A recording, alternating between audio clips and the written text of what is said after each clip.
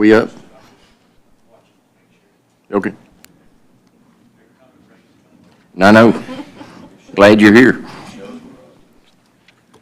Mark, you're up.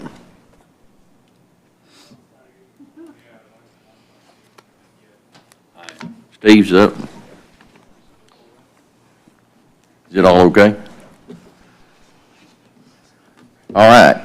Good morning, everyone. Today is Tuesday, July 11th, 2023. It's now 10 a.m. We're here for the regular session of the Hunt County Commissioners Court. At this time, I'll call the meeting to order and ask Commissioner Martin to lead us in prayer, followed by the Pledge of Allegiance to our flags. Please stand. Your Honor, I would like to acknowledge before we have this prayer in reference to Brad Keller with the Herald Banner that has worked with this court for many years. We pray for his family. Also, Roger Sands was Jessica's father-in-law. We pray for their family through this time also. Shall we bow? Our most gracious Heavenly Father, we thank you for this day. We thank you for the gift of life. As we do the work of the people, we ask you to give us knowledge, wisdom, and also understanding and patience as we conduct this hearing. We thank you for everything you have done. We continue asking you to bless this great country. In Christ's name we ask. Amen. I pledge allegiance to the flag of the United States of America and to the republic for which it stands, one nation, under God, indivisible, with liberty and justice for all. Honor the Texas flag. I pledge allegiance to thee, Texas, one state, under God, one and indivisible. Thank you, everyone. We have Commissioner Hutchins, Monroe, Martin, and Harrison present. I'm Judge Stovall. I'll be presiding over the meeting today. Commissioners, you have the minutes from June 27th, 2023 regular session. Entertain a motion for approval. So move. Second. Got a motion and a second. All in favor say aye. Aye. All opposed? Motion carries. This time we'll have public testimony. Speakers are limited to 3 minutes and should conduct themselves in a civil manner. The Commissioners Court cannot take action on the items not listed on the agenda in accordance with the Texas Open Meetings Act. Concerns will be addressed by county staff. They may be placed on a future agenda or addressed by some other course of response. Does anybody wish to speak? Okay. Kelly Millsap.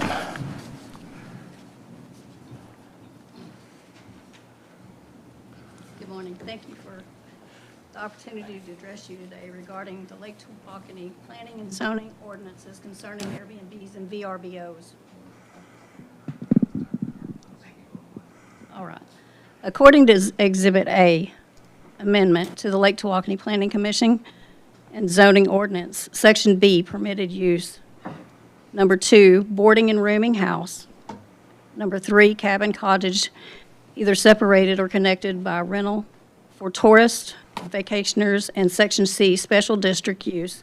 Number 10, rental or occupancy less than 1 month. And on your chart, 2-403 of the permitted use, these are not prohibited. Yet people are still opening Airbnbs and VRBOs in SF20 zone subdivisions. With the influx of vacation rentals in SF20 areas, we are faced with the noise, higher crime rates, and the constant worry about our children's safety. And we lose the tranquility and the safety within our own subdivisions and our homes. We ask that you consider banning the Airbnbs and the VRBOs and short-term rentals in the SF zoned areas.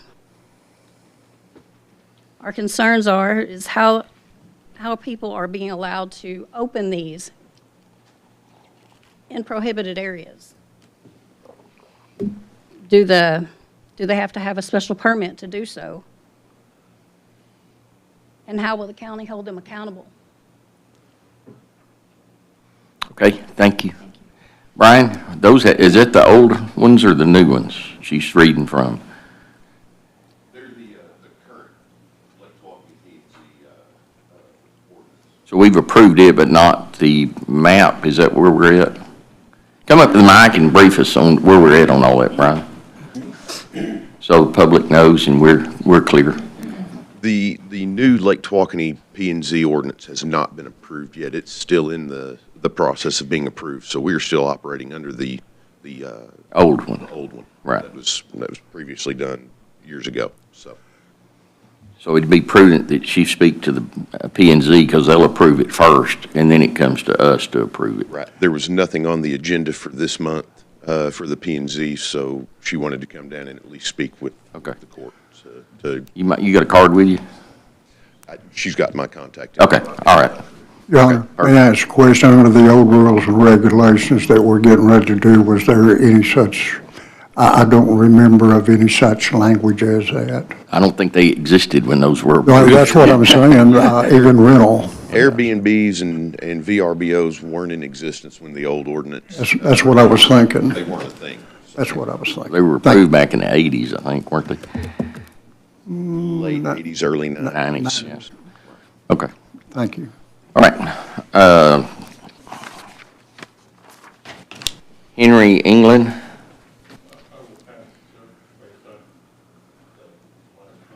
Okay, all right, thank you, sir. David Mark White. Mr. White. Can we go back to Mark? Yeah. So good morning, Your Honor, and distinguished commissioners. I feel like I have to give a quote. It's expected, so. George Washington said, "Truth will ultimately prevail where there are pains to bring it to light." I believe this honorable court and the Friends of Merit are both in agreement when it comes to having truth prevail over lies.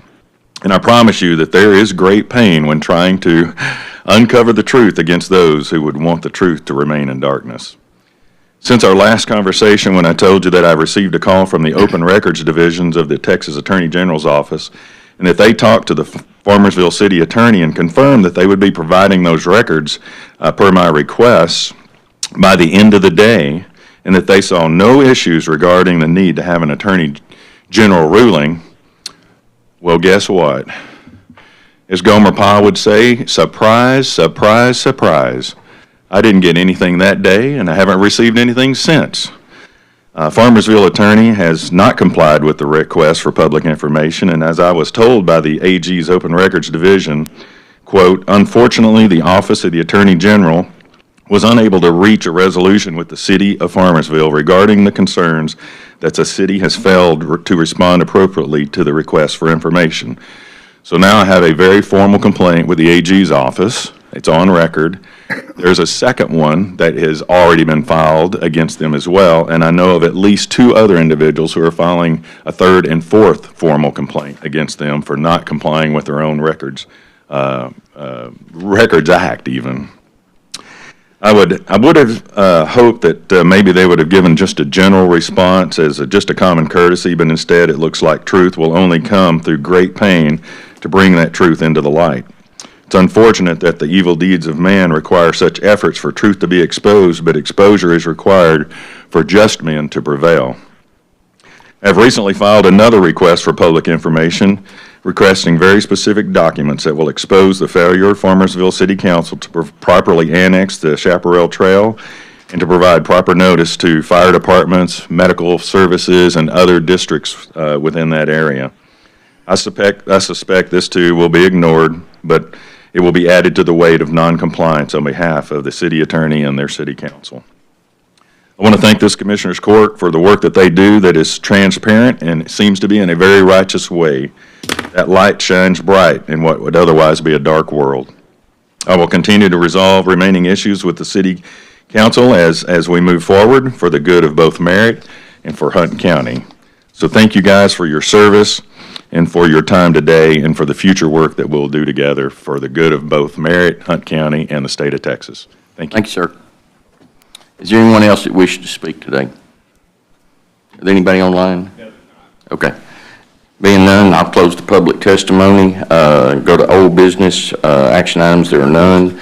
New business, A, the consent calendar. Commissioners, you have the consent calendar in front of you. I entertain a motion for approval. So move. Second. Got a motion and a second. All in favor say aye. Aye. All opposed? Motion carries. B, action items, approval of accounts payable. I make a motion, we pay the bills. Second. Got a motion second, all in favor say aye. Aye. All opposed? Motion carries. Approval of line item transfers. Make a motion to approve line item transfers. Second. Got a motion second, all in favor say aye. Aye. All opposed? Motion carries. Approval of budget amendments. Make a motion, we approve budget amendments. Second. Got a motion and a second, all in favor say aye. Aye. All opposed? Motion carries. Approval of payroll and personnel. Make a motion, we approve payroll and personnel, Judge. Second. Got a motion and a second, all in favor say aye. All opposed? Motion carries. Action item 1, quarterly report of the Boys and Girls Club of Northeast Texas. Morning. My name is Hillary Evans. I'm the Chief Development Officer at Boys and Girls Club of Northeast Texas, and you all are aware of our Smart Moves program, prevention programming for the Boys and Girls Club. We are so thankful for prevention. We know that prevention is better than cure. This summer, we have had our largest summer yet. It's been a wonderful opportunity to hang out with the coolest kids in the world, Northeast Texas, I believe it. We've had about 180 kids walk through our Smart Moves program. But I want to highlight one of our key pillars of programming, and that is training our staff. So the spotlight this quarter I want to share with you is about our trauma-informed care training that we offer. So every summer, every quarter, we try to provide some kind of training on trauma-informed care. We believe that with prevention, a lot more outcries and needs come out of that with the kids that we are serving, those who are at risk. And so before summer started, we had a large training for all of our staff through Northeast Texas and walked through what it looks like for a child to exhibit and manifest symptoms of trauma and how to respond to that when they see it. So I've got one really great story for you. Before the training, our kids, they can be rambunctious. They've got a lot of energy, but we've also got some kids that through the experiences that they've experienced, their behavior can manifest as what may seem as like a troubled kid. So fighting, aggression, not being nice to other kids, bullying. And so from that, one of our trainings that we had, one of our club directors noticed some of those behaviors in the kids and were able to make some reports that needed to be made and offer support and services in an extra way. Had they not had that training, they would have thought, what is wrong with you? And instead, our shift is what happened to you now. And so to be able to provide that support, the way that you guys support us, we're so thankful you are a part of that. Prevention really does change everything. And so I've provided a handout with information about trauma and our pillars in the trauma-informed care approach that we're offering. But I just wanted to say thank you, and that's my update. Thank you. Anybody got any questions? Thank you very much. Entertain a motion for approval of this report. So moved. Second. Got a motion, got 2 motions, 2 seconds. All in favor say aye. All opposed? Motion carries. Action item number 2, resolution for Merritt Volunteer Fire Department. Daniel, you want to brief us? All right, we previously discussed the proposition that Hunt County give the fire department land in Merritt, where the fire department sits, to the Merritt VFD. If that is what you want to do, in front of you in the packet that I just handed out, that first page is a resolution that would allow that. We went back and did the research necessary to determine, what code sections or Constitution sections to cite for that. If you approve it as written, then it would grant the land to the Merritt VFD board, and would the county judge would be allowed to sign a deed from Hunt County to the VFD. The deed would include a reversionary clause so that if the Merritt VFD eventually stopped using that building for emergency services, it would revert back to the county automatically. There's also a section, Section 3 at the bottom of that page, that the second sentence basically says, "The emergency response use is not intended to be exclusive." Now, we added that in there. We're going to add it into the deed itself because after talking with some people involved, I think part of the potential plan here is if Merritt is incorporated, that the VFD could potentially allow them to have meetings there at that same facility so that the new city of Merritt didn't have to find a different place to do that or buy a place. And so the emergency response reversionary clause wouldn't require the use of that building to be exclusive to emergency response, but would allow other community meetings or potentially city meetings. That's exactly the way that it was done down in Union Valley about 15 or 16 years ago, and worked out very well down there. So I can answer any questions that you have, but that's basically all this resolution does, is allows Judge Stovall to sign a deed to Merritt VFD for that land in the building.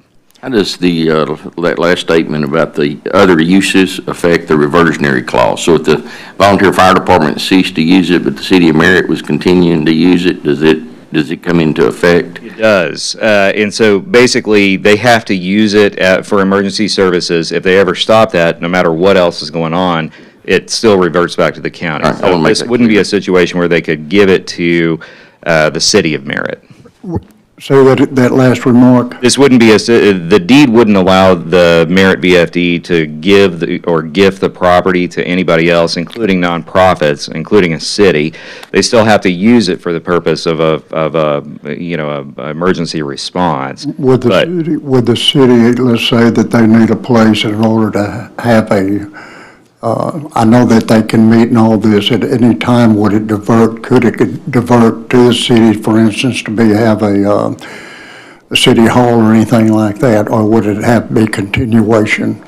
No, they can't. If the Merritt VFD board wants to allow the city of Merritt to use a portion of that building, as long as Merritt VFD is still using it for the purpose of emergency response, then they keep it. But if they move to a different location, or if the Merritt VFD ceases to exist because we put an ESD into place or something like that, then it reverts back to the county, and the county would make a decision at that time whether to redeed that either to Merritt or to the ESD or to some other entity, or to keep it. Good enough, thank you. Thank you. In the history of this, the county's owned that for a long time and allowed Merritt Volunteer Fire Department to use it many years ago. And now they're needing to do improvements, I understand, on the building, and they don't want to keep doing it on something they don't have any right to except through this lease. So that's what's triggered all this. Yes, that's correct. Okay. All right, Commissioners, you got any other questions? Entertain a motion for approval. So moved. Second. Got a motion second. All in favor say aye. Aye. All opposed? Motion carries. Action item number 3 is requested Shelby Brown be approved to receive a $5,000 annual stipend to her salary effective July 21st, 2023 payroll. The stipend will be paid from account number 10-641-1900-1145 plus the Fund 10 benefits line item.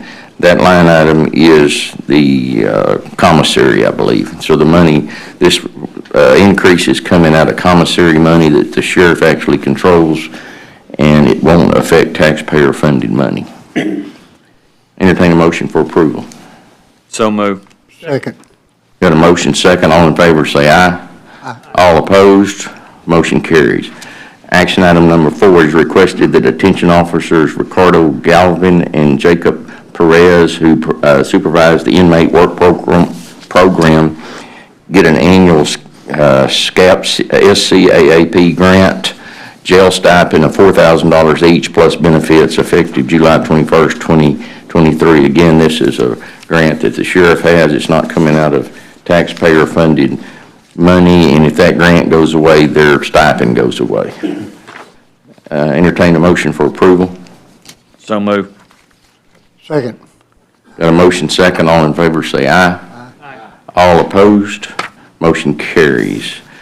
Action item number 5, the request to construct electrical power distribution facilities, which will be in the right-of-way of County Road 2512 and Precinct 2.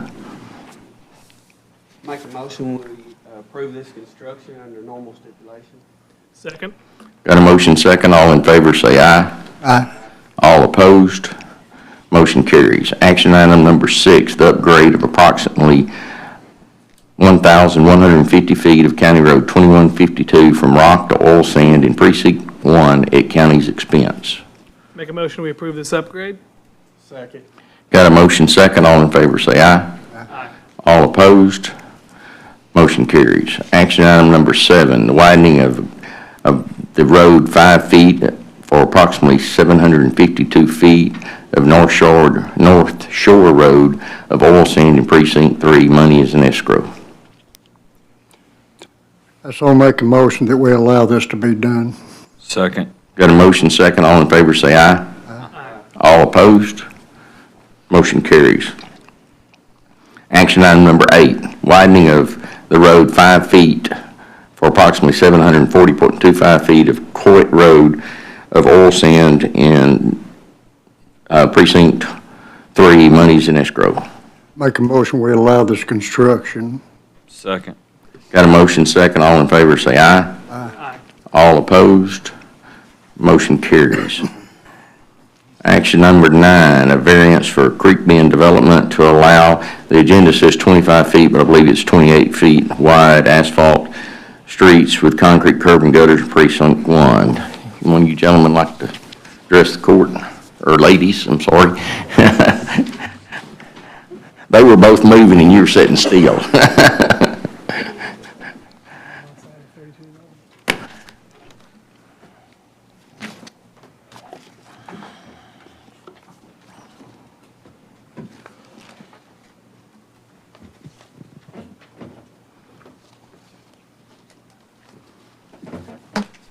Daniel, they got 2 requests for 2 separate things. I know we'll have to vote on them separately, but can they cover both those issues at once in their presence? So if you're prepared to cover both issues, then we'll have a discussion and vote on them separately. Good morning. My name is Harry Winslow. I'm with Creek Bend Development. We are seeking the variance from the 34-foot back curb to back curb to 28-foot asphalt road with stabilized past that. This site location is it's off of FM 3211. Creek Bend subdivision will be approximately 750 home sites. We are seeking this variance for construction. So right now, the county, hope y'all can hear me okay. For an urban road or urban residential is a minimum cross-section of 34 feet.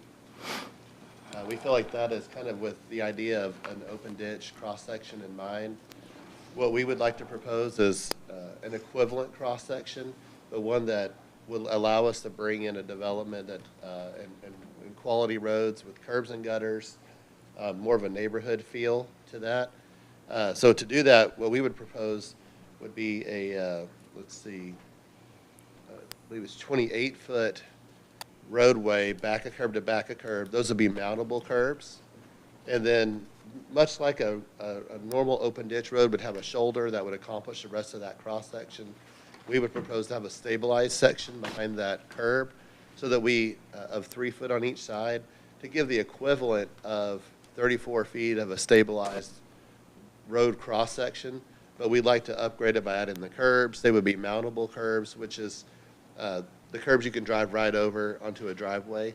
So that's our first request is, you know, could we bring you this equivalent cross-section, but use it to bring us curb and gutter streets.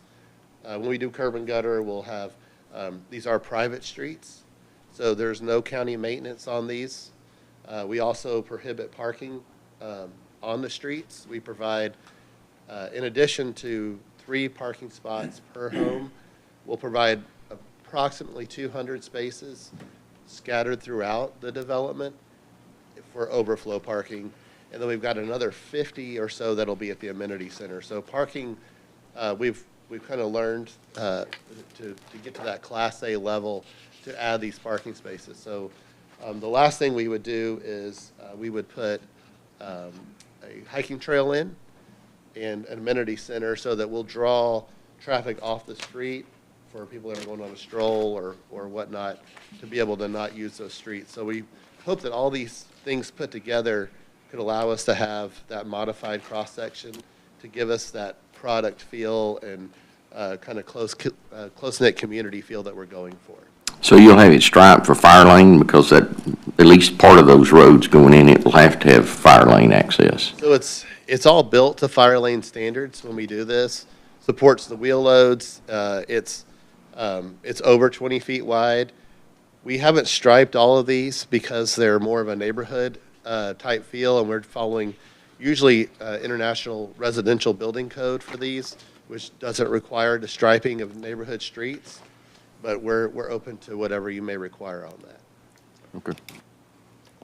Instead, what we would do is fire code you can accomplish also with signage, so we could add some signs for no parking. What about drainage? If you're doing what I call a lay-down curb, it doesn't have the same drainage effect as a standard curb. How are you planning on handling the drainage? So it'll be a crowned cross-section. Water flows, it'll actually have a gutter. Even with that rollover curve, there's a gutter that's formed, and we... It's the same height as a standard? It's 4 inches tall instead of 6. 6, right. So we have to size our drainage a little bit more often. We'll have curb inlets. Okay. Those curb inlets are sized a little bit more often in order to not let that water pond more than 4 inches. That's what I was concerned about. How are you going to drain it without bar ditches? We invest a lot in storm sewer and also detention. How much lower, if I may ask, or what kind of material you're going to use?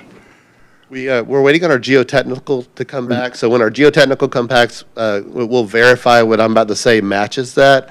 But typically, we would be looking at 6 to 12 inches of stabilized subgrade, 8 inches of flexible base, and 2 inches of wear course of the actual asphalt. 2 inches of what? Of the actual asphalt wear course. It's going to be asphalt? Yes, sir. Okay, and basically at the center, basically coming down, you're talking about this being one deal, and right there on the edge, is that going to be a concrete, the gutter? Yes, sir. The gutter section will be concrete.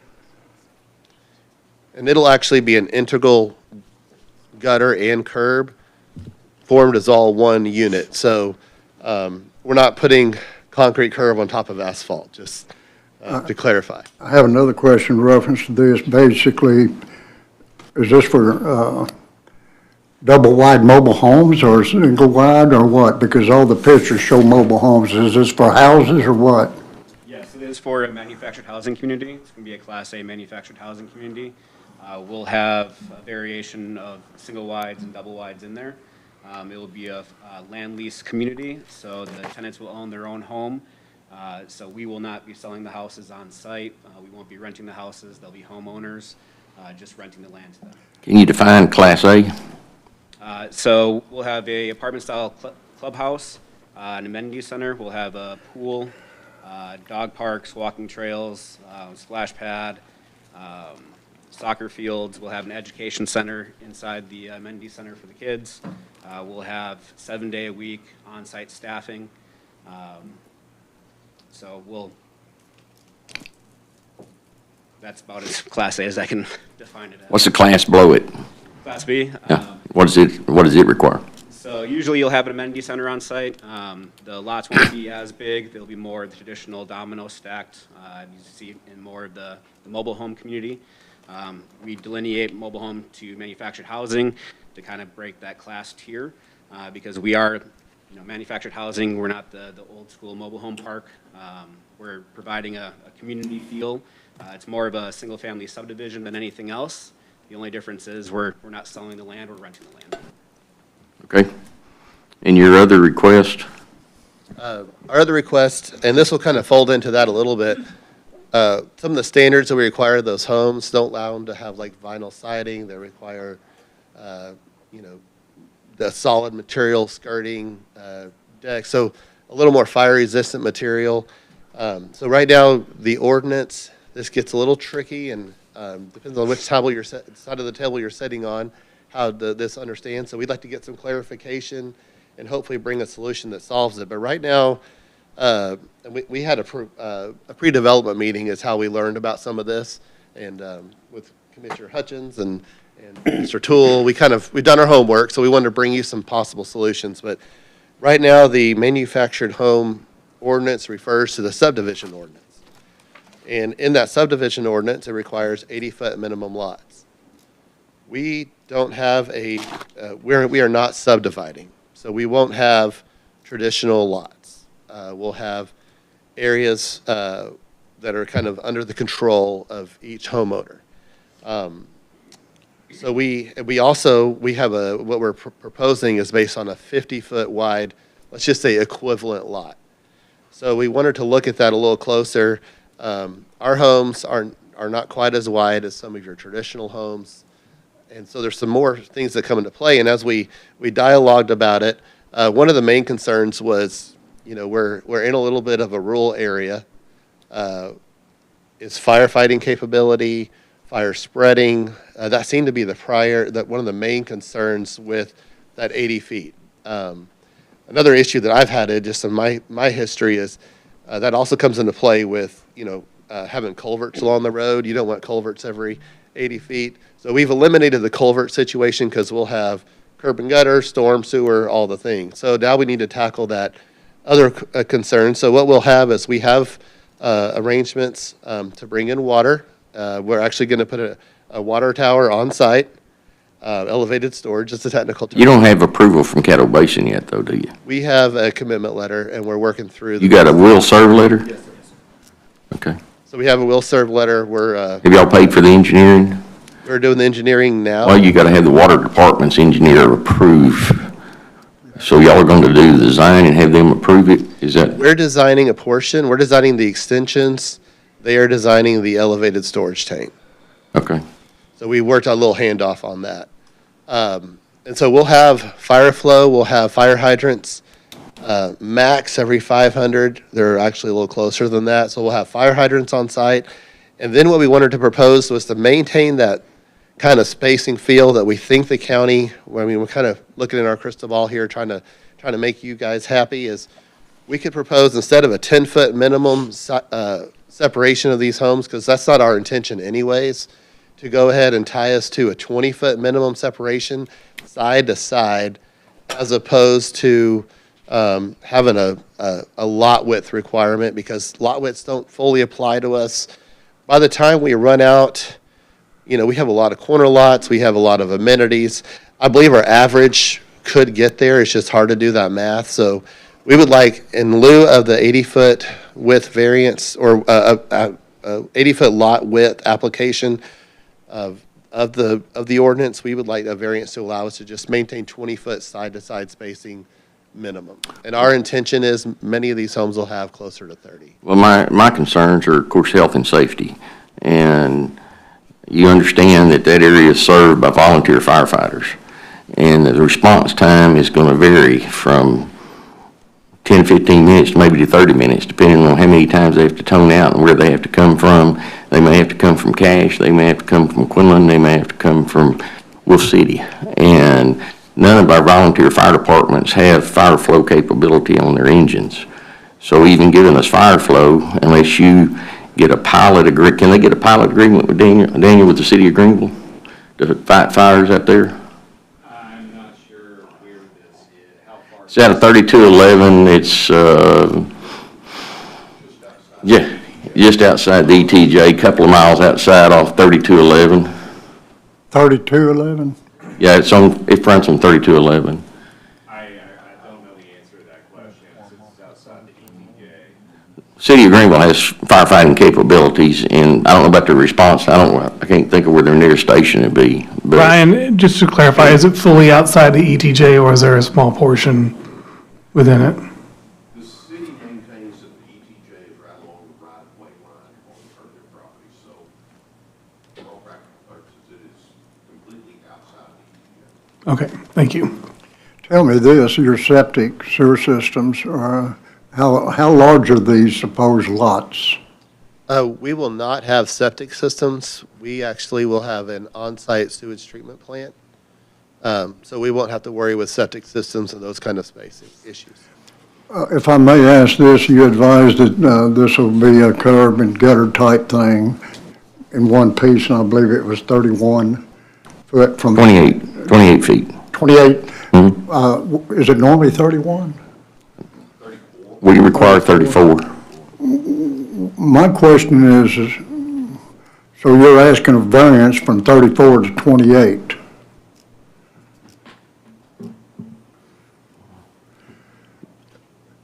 And this is going to be basically closed to the public, is that true? Yes, sir. Is it going to have a gate across it? We can put a gate across it, yes. Currently, the current proposal does not, but we will, if it suits the court, we would put a gate through. How many lots, supposedly? Right now proposed is 750. Judge, one of my big concerns, and I know we talked about this a little bit at the pre-development meeting, is law enforcement. Even though I understand and appreciate you trying to build a nice community here that we hope would be quiet and peaceful always, you're still building the equivalent of a small town. If you figure every lot occupied but 2 people, which is not unreasonable. So that's going to require pretty significant resources from our sheriff's department.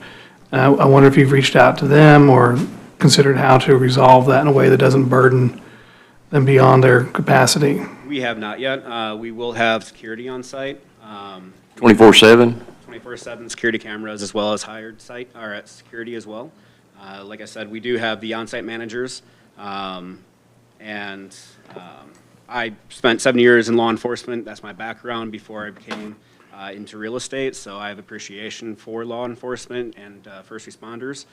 We will give a first responder discount as well for EMS, fire, and police. Anybody who lives on site would have a discount on their rent as well.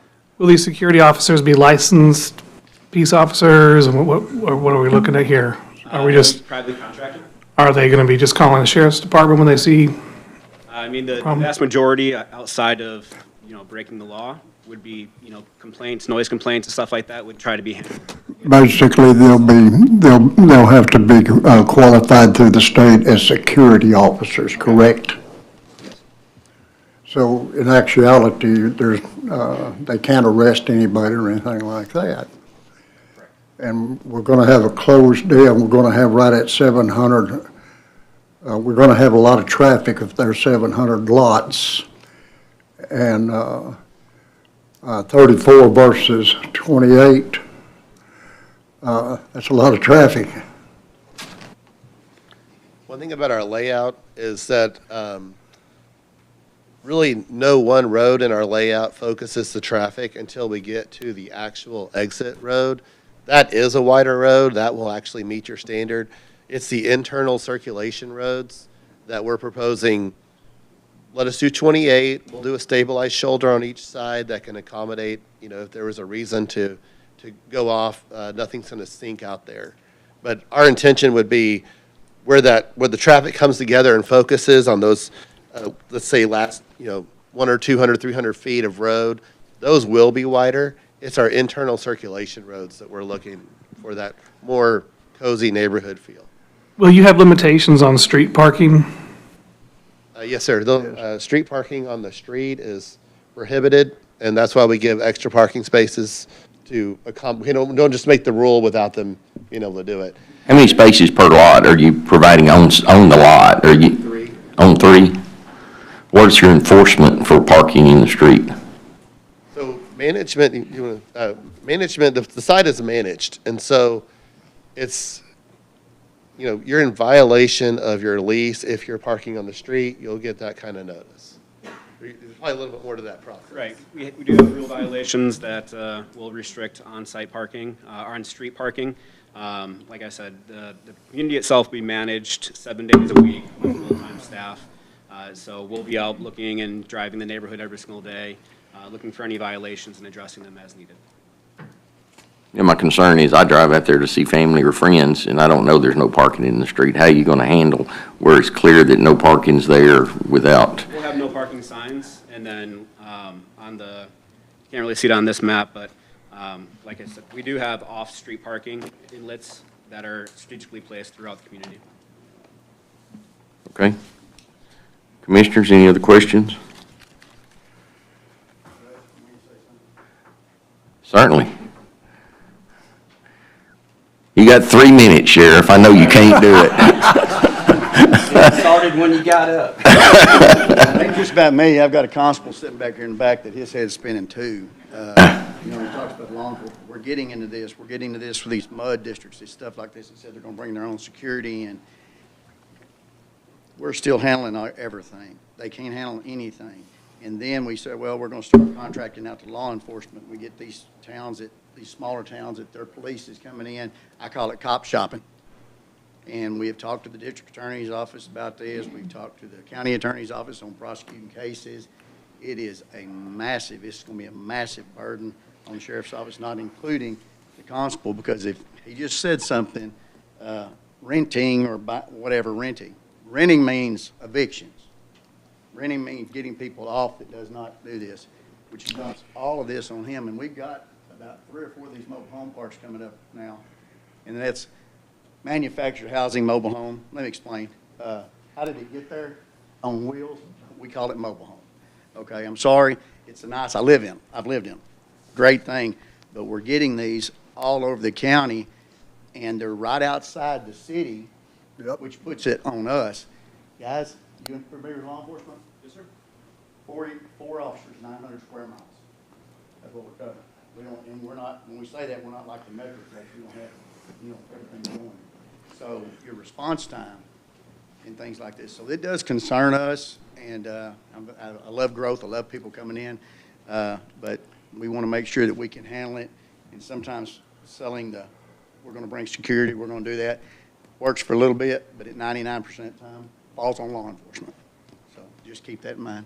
Thank you. You had mentioned that in the beginning of your presentation. You said these are. Richie, could you step up, please? In the beginning of your presentation, you said these are owned, owner finance or owned, but then you said something about leasing. So the land If there's a itself violation to the lease, that's what your words Right, were. the land itself is leased, and the home is owned by the tenant themselves. Okay, so where would the lease violation come into? If you're saying leased, in that terminology means that the homeowner, that's the home, actual mobile home or Is owned by manufactured home is leased. No, just the I want land. to clarify that because you said it at first, they were owned, then you said the lease violations. So the homes themselves are owned by the individual, Okay. and then they lease the land. They're losing the land. It's a lot lease. It's a lot It's a lease, lot not lease. the home, okay, because Yes, I just don't yes, want sir. to run into the fact where, you got 150 new homes and you say one thing and then you got leases Right. and then we're going to be evicting 400 people. I appreciate that. So Okay, we so have- we need we have- clarification on that. We do have strict background checks and standards that we allow in. And what we've seen is if we're not renting the houses, the evictions go down quite a bit because they are Correct. homeowners. So they have to either abide by the rules or not pay their rent, and then we can do an eviction on it, but it's very rare for just the land lease. Well, you'll only. do the red possession portion of it to remove the Correct. home. Yes. Is there going to be something in the contract that states they cannot lease it out?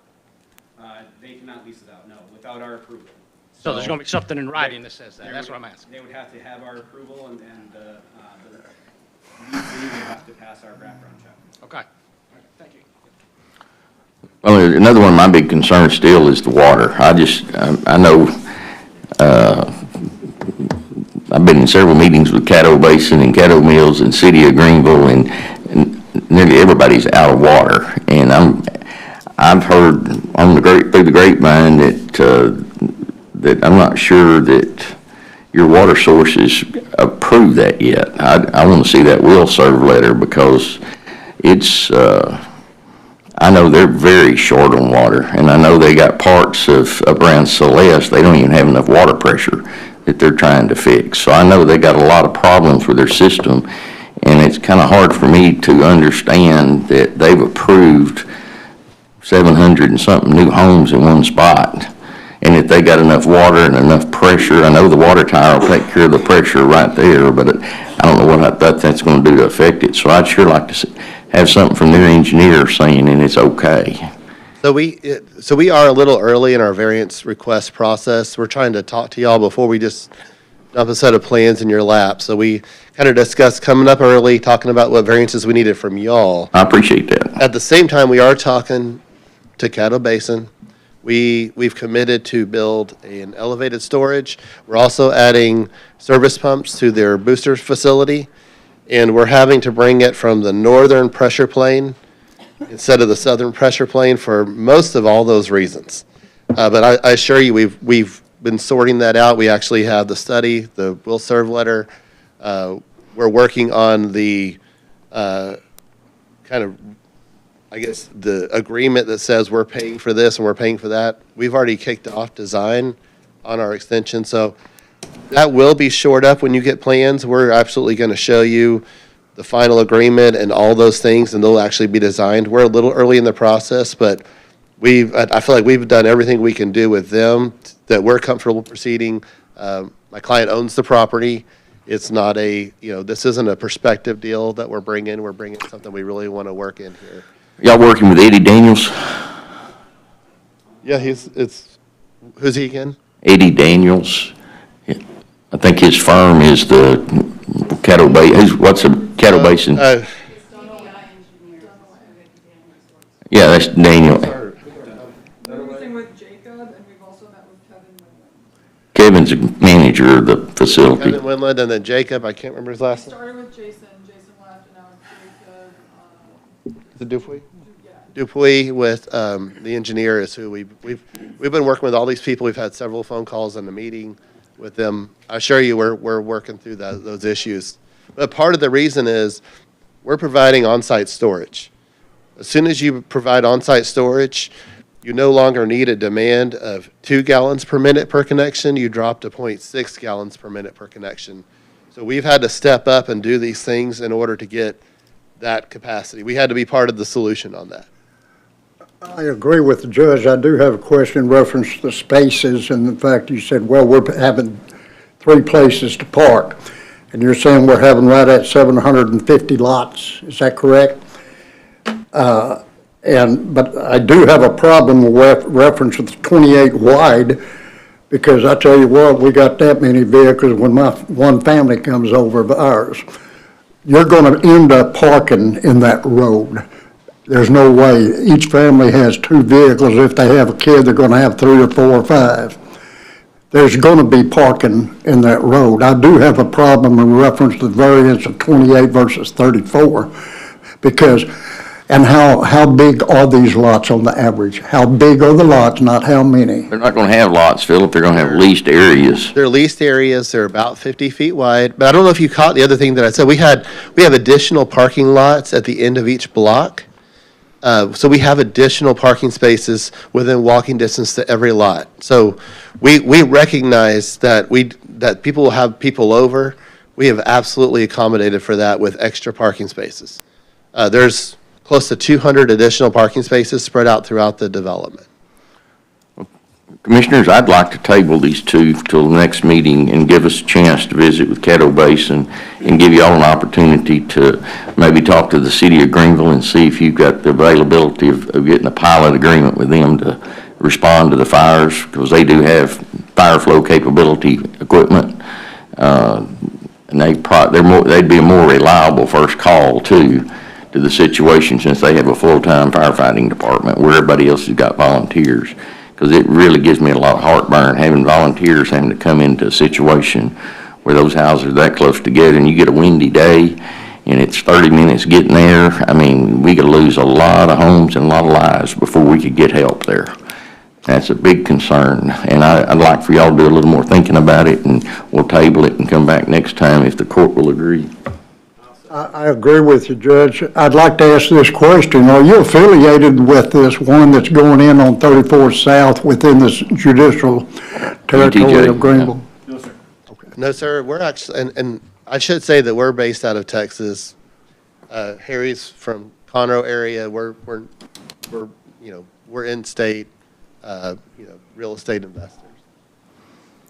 Well, if, I'm in agreement with tabling it and Okay. more questions. And I hope you gentlemen and ma'am understand that, I myself lived in a mobile home, manufactured home till recently, so nothing against that. But anytime we look at a dense development of this sort, be it manufactured home, site-built home, out in the county, we have to ensure that safety is being provided for these people, and services being provided by the county. And it strains our ability to provide those services when we have this level of density, regardless of the type. So I hope y'all understand that's where we're coming from. and trust me, we're not picking on you because we had these same arguments with the MUDs when they want to come in and try to build 35-foot lots and put $400,000 houses on them when they're that far apart. And, we're going to fight them as long as we can because that's too many lives in danger, too much property in danger trying to do that when we got volunteer fire departments out here. Well, I would like to say, we recognize that. And we took a lot of things you said to heart, a lot of things when we met with the whole development crew. And that's why we didn't bring you junk. We brought you, we were trying to bring real solutions. So we wanted to double the spacing between homes. And we wanted to tell you that we don't think these variances should apply to everybody that walks in here. We're coming in saying, no vinyl siding. We're saying no exposed wood on the bottom. We're saying, solid surface skirting. We're saying full fire lanes. We're saying fire protection. We're saying and all these things. I just want to let you know our goal here is not to fall in the bucket with everybody else that they're going to come in and ask for this. If they ask for it, they should be willing to spend the extra money and bring these extra things in as well. I understand and I appreciate the fact that I think that's your complete focus and attention on that.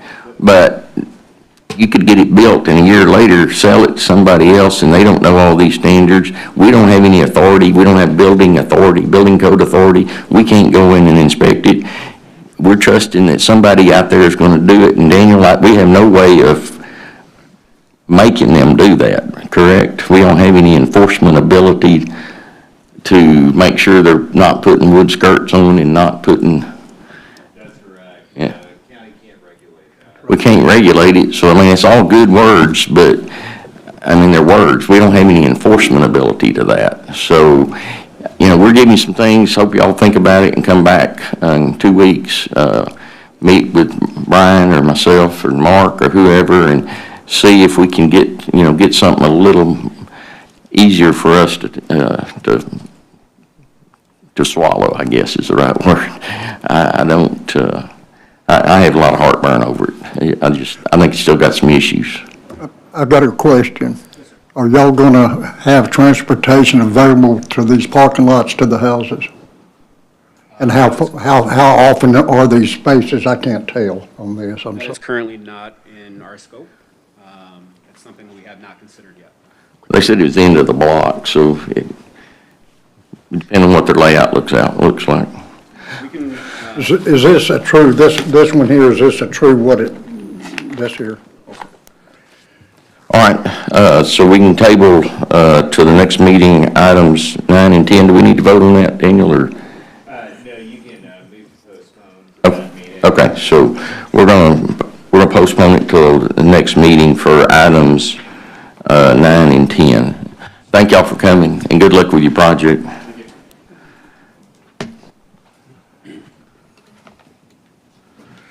All right, action item number 11. A variance request for road frontage on Chapel Road in Precinct 2.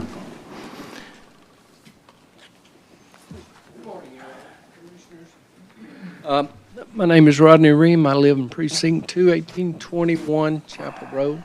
I'm requesting a variance on that so I can keep a driveway that is currently there between the two properties. That's the property line that I would like to redo there. I think you all have a map showing that property. I'm moving the property line toward the west, basically trying to cut those two properties in half. My wife and I own both properties, so that would be more or less an internal property line of the complete property. Did you originally own the whole tract? Have you always owned the whole tract, or both tracts? Yes. Okay. For the last 10 years. Okay. And you bought it from somebody else that had owned the whole tract? That was my wife's parents. Okay. The house at 1821 was newly built to take care of her parents 10 years ago, meaning newly built. Is that the front or the back house? Back house? Yes. We're trying to save that, those trees between the two properties and the storage on the east side of the property. Right now, it's in 3 different lots, and this would make it into 2 lots total, and it would not affect any drainage, only affecting an inside property line. All right, so the back house, the driveway would totally be on that track and not on the other track? Yes, sir. Okay. Thank you. You bet. Brian, you got any comments?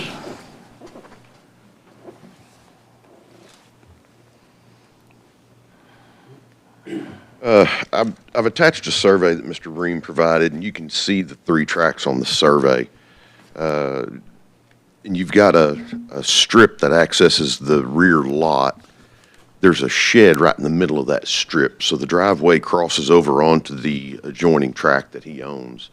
And essentially what he's wanting to do is get it so that that entire driveway is on the track that it services, in order to, well, just kind of clean it up. His other option would be to move the driveway and tear down the storage building in order to access that rear track and keep the driveway on the track that it services. Well, we got tracts of record that were prior to our subdivision rules that prohibited the flag lots and all at the time, and it's a family situation. Commissioners, I don't have a lot of heartburn with allowing this. I mean, we're still going to have 2 tracks, still going to have a long driveway, no matter what we do. This was created before our ability to do anything different with road frontage and everything else, so I don't have a lot of heartburn. Plus that is all it's doing is putting a new boundary line and encompassing that road. We're keeping 2 tracks and just moving the boundary line over. That's a good way to say it, Philip. It's not even affecting the current frontage. The current frontage would remain about the same. It would just move that line once it gets back off the road. Yeah. Well, that's what I couldn't, it says request for road frontage. Basically, it's just moving it. And there again, once he changes the track, then that makes both of those tracks new. Is he gonna plat them so we got a record of it, or we just gonna get surveys? Would you be willing to plat that, sir? I really don't understand what that would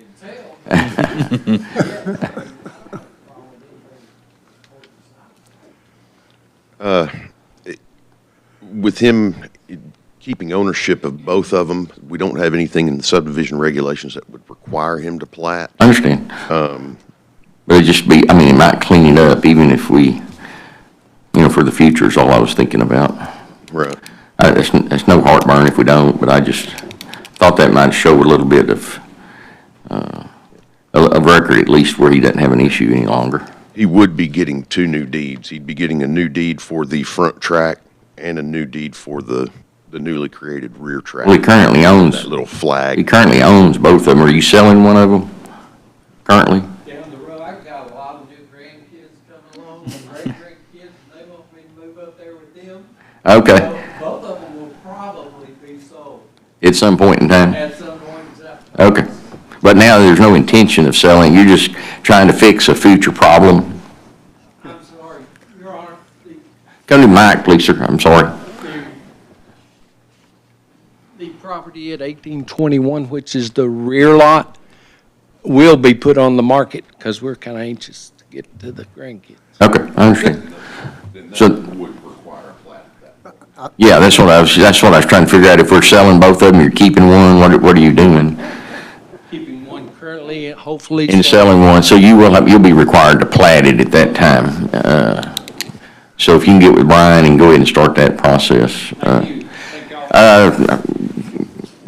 Any other questions? I would entertain a motion to approve this request. Second. Got a motion and a second. All in favor, say aye. All opposed? Motion carries. Action item 12, a preliminary plat of Sunset Estates Phase 1 and Precinct 2. Brian?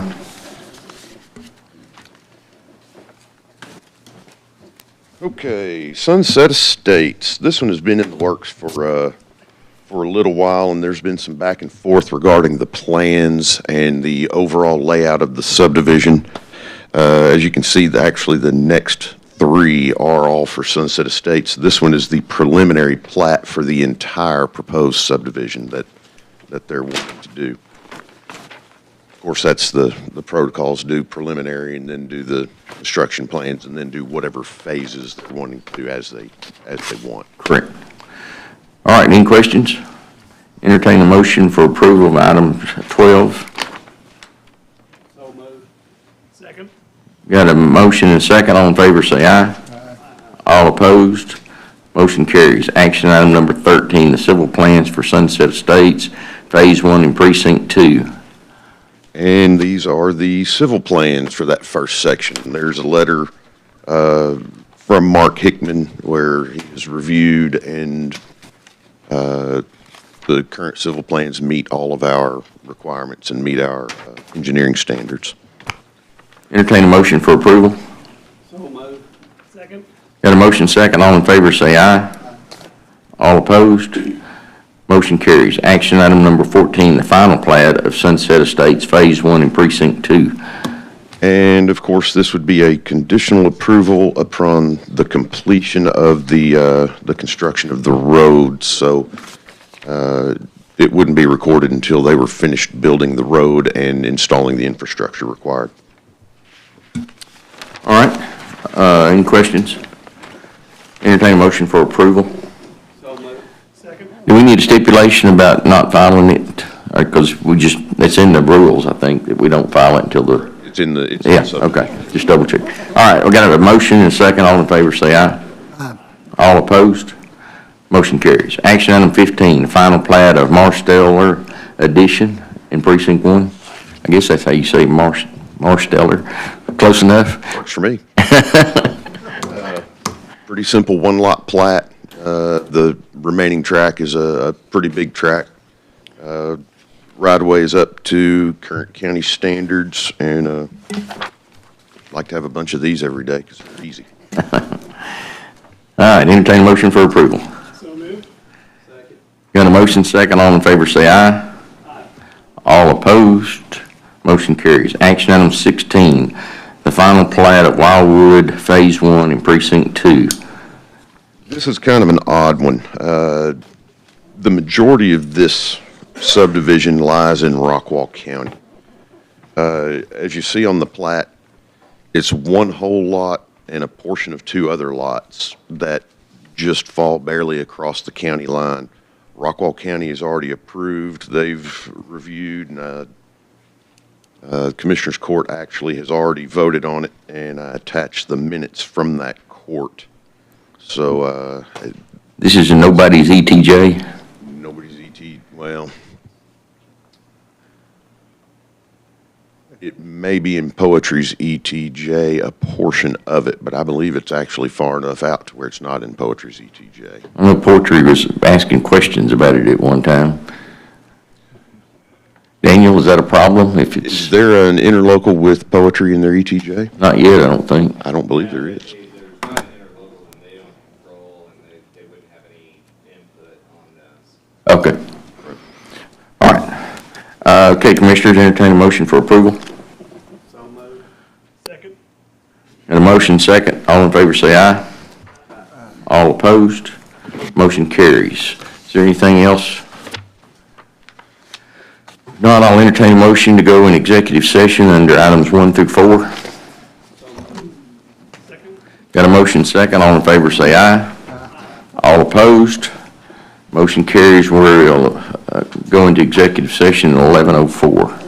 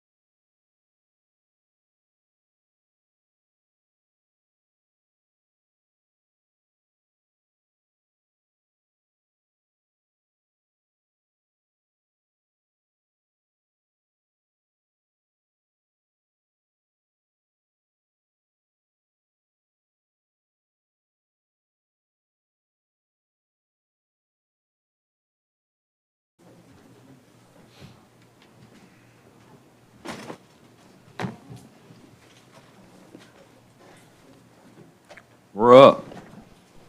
All right, it is 12:24, we're back in regular session. Commissioners,